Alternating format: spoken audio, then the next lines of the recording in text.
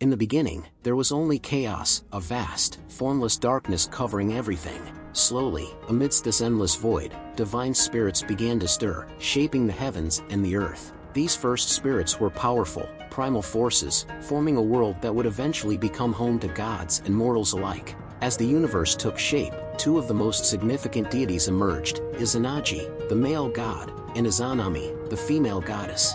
Together, they were tasked with a monumental purpose: to populate this newborn world. In their hands, they held a sacred jeweled spear gifted by the primordial kami, a tool they used to create islands and life itself. With each thrust of the spear, a new landmass appeared, and thus, the sacred island of Onogoro was born. But this story of creation wasn't simply about the world. From Izanagi and Izanami's trials, joys, and sorrows, the seeds of Japan's most powerful deities would be sown. Through tragedy and purification, the gods Amaterasu, Tsukuyomi, and Susanoo, known as the Three Noble Children, would come into existence, carrying with them the light of the sun, the mystery of the moon, and the fury of storms. After years of creating lands and life, Izanami and Izanagi's story took a darker turn. When Izanami gave birth to Kagetsuchi, the god of fire, tragedy struck. The flames consumed her, causing fatal injuries. As she lay dying, Izanami descended into Yomi, the underworld, leaving Izanagi heartbroken and alone. Devastated by his loss, he decided to journey into the depths of Yomi to rescue his beloved. Izanagi's descent into the underworld was unlike anything he had ever faced. Yomi was a realm of shadows and decay, a place where even gods could not emerge unscathed. When he found Izanami, she had become something monstrous, bound to the underworld in a form decayed beyond recognition. Horrified by what she had become, Izanagi fled. Izanami, enraged, sent spirits to chase him, but he managed to escape, sealing the entrance to Yomi with a massive rock, creating an unbreakable barrier between the realms of the living and the dead. Yet Izanagi's journey had left him tainted by the impurities of death. Feeling the need to cleanse himself, he performed a ritual bath in a river. With each wash, new spirits and gods emerged from his body, manifestations of the powerful energies released by his journey. But the most notable of these creations came from his face. As he washed his left eye, Amaterasu, the radiant sun goddess, was born. When he washed his right eye, Tsukuyomi, the moon god, emerged, calm and ethereal. Finally, as he cleansed his nose, the storm god, Susanoo, appeared, fierce and untamed. These three deities, the Three Noble Children, were more than mere offspring. They embodied fundamental elements of nature. Amaterasu would bring light and warmth, Tsukuyomi would cast the soft, reflective glow of the night, and Susanoo would command the raging storms. Their creation marked a new chapter in the universe, each sibling carrying a unique purpose and power that would shape the world of gods and humans alike. With their arrival, the world was no longer a place of silent creation. It now held the promise of light, the mystery of night, and the force of nature's storms. These deities would soon step into roles that would define them as more than powerful spirits. They would become icons of balance, rivalry, and harmony. With the birth of the Three Noble Children, a powerful balance was set in motion. Each god had emerged from Izanagi's ritual purification, embodying forces that governed both the heavens and the earth. First was Amaterasu, born from Izanagi's left eye. She was radiant, her very presence illuminating the world. As the sun goddess, she was destined to bring warmth, light, and life to the world, creating an enduring symbol of hope and prosperity for all creation. Her power was unmatched, and her influence would stretch across lands and ages, bringing order and enlightenment wherever her rays touched. Next came Tsukuyomi, born from Izanagi's right eye, embodying a calm and mysterious energy. Tsukuyomi was the god of the moon, casting a serene glow over the night sky. Unlike his sister, Amaterasu, whose presence was bright and direct, Tsukuyomi ruled with a quiet authority, embodying balance and introspection. His was a domain of shadows and subtleties, of the quiet magic that comes with dusk. Together, Amaterasu and Tsukuyomi were seen as two halves of a cosmic whole, the sun and moon working in tandem to provide both light and rhythm to the world. Finally, there was Susanoo, born from Izanagi's nose, who was fierce, wild, and unpredictable. Susanoo was the god of storms, a deity of nature's raw, untamed power. He ruled over the seas and storms, his presence felt in every gust of wind and crashing wave. But unlike his siblings, Susanoo's temperament was erratic. He was as feared as he was revered. Where Amaterasu brought life and Tsukuyomi brought calm, Susanoo brought transformation, often with chaos, but always with purpose. In Japanese mythology, storms were seen as necessary disruptions, reshaping and renewing the land, and Susanoo personified this relentless energy. The balance between these three siblings was essential to the world's harmony.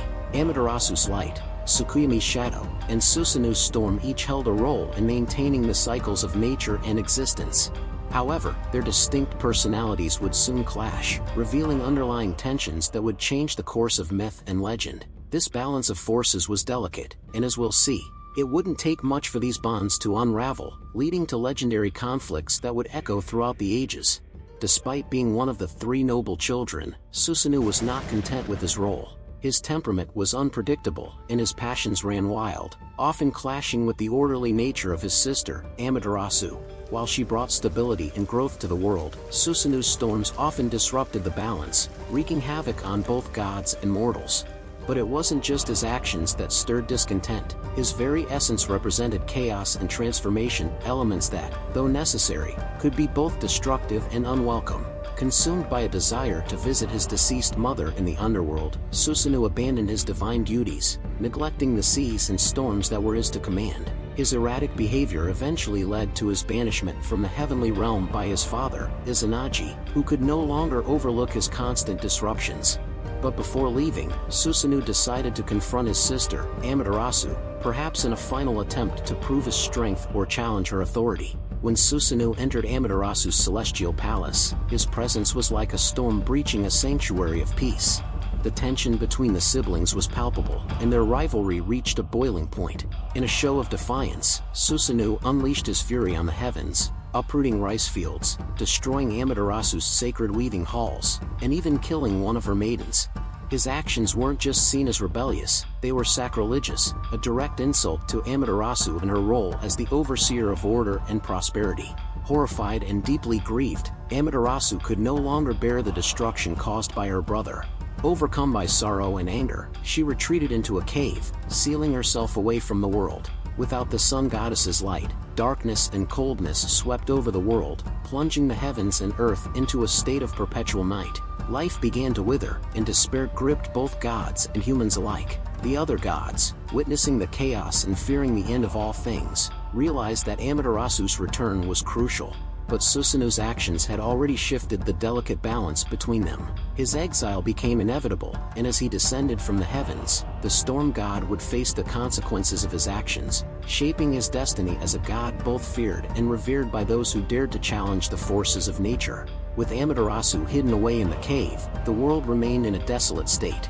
Without her light, crops failed, rivers ran dry, and the land was shrouded in an endless night. The gods were desperate, for the balance between light and darkness had been shattered, and they knew only Amaterasu's return could restore order. They gathered outside her hiding place, devising a plan to coax her back into the world. To draw Amaterasu out, the gods performed a curious and elaborate ritual. They decorated the entrance of the cave with a massive mirror, hoping to capture her attention. Then, they hung sparkling jewels and delicate flowers around it, creating a scene that sparkled with beauty even in the dim light. But it was the dance of Ain no Yuzum, the goddess of dawn and mirth, that would prove the most effective. Ain no Yuzum began to perform a wild, joyful dance, her laughter and movements full of life and energy. The other gods clapped and cheered, and soon their laughter echoed throughout the heavens. Inside the cave, Amaterasu grew curious. Unable to resist, she peeked out, and as she did, her own reflection shone back at her from the mirror. The sight of her radiance was mesmerizing, and she took a step outside to observe. In that moment, the gods seized the opportunity, pulling her fully out of the cave and sealing it shut behind her. Her light immediately poured across the world once more, bringing life back to the heavens and earth. Though Susanoo was eventually exiled for his actions, this legendary clash between siblings left a profound mark on the world. Amaterasu's return symbolized the triumph of light over darkness, while Susanoo's banishment served as a reminder of the consequences of unchecked power. Together, their story embodied the balance between order and chaos, light and storm, and how both were essential to the world's cycle. With Amaterasu's light restored to the world, balance was once again within reach. Yet, the journey of the three noble children was far from simple harmony. Each sibling, in their own way, symbolized a unique force, powers that would occasionally clash but were ultimately essential to maintaining equilibrium across the heavens and earth. Amaterasu took her place as the revered sun goddess, worshipped for her life-giving light and revered as the divine ancestor of Japan's emperors. She embodied stability and growth, becoming a guiding force for the people who relied on her sunlight to cultivate the land and sustain their lives. Her presence was a reminder of hope, prosperity, and the value of order.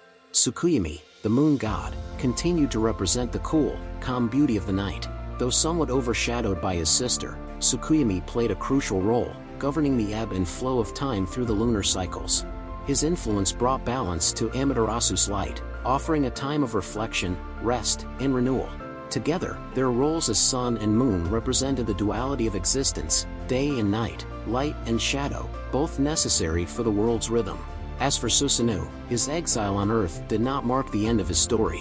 While he was feared for his wild and unpredictable nature, Susanoo also became known for his courage and strength. His battles against monstrous forces, such as the eight-headed dragon Yamato no Orochi, showcased his transformative power, turning chaos into creation. Susanoo ultimately became a protector deity, embodying the resilience and determination that echoed in the storms he commanded. The legacy of Amaterasu, Tsukuyomi, and Susanoo stands as a testament to the power of balance in Japanese mythology. Their story illustrates how light and shadow, calm and storm, order and chaos are all necessary parts of life. In each of their domains, the three noble children remain symbols of nature's forces, guiding and influencing the world with their enduring presence. If you enjoyed exploring the origins of these powerful gods, don't forget to hit the like button, share your thoughts in the comments, and subscribe for more stories from myth and legend. Your support helps us bring more fascinating tales like this one to life.